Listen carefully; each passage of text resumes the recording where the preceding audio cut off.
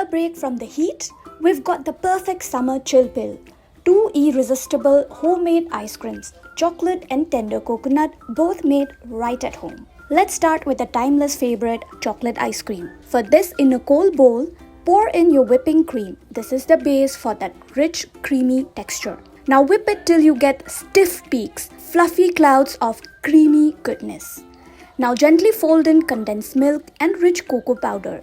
Don't overmix, we want it airy and smooth.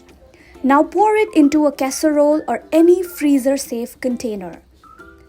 Top it off with chocolate chips because honestly there's no such thing as too much chocolate. Now freeze this beauty for 4 hours. The wait is worth it. Now next up is the tropical star of summer, tender coconut ice cream. For this, blend tender coconut flesh with coconut milk into a silky smooth mix. Now add your whipping cream to this tropical blend. Fold it in gently. Now toast in a few pieces of chopped tender coconut. Pour it into a container, seal it tight and pop it in the freezer for 6 hours. Now the fun part, scooping and garnishing with toppings of your choice.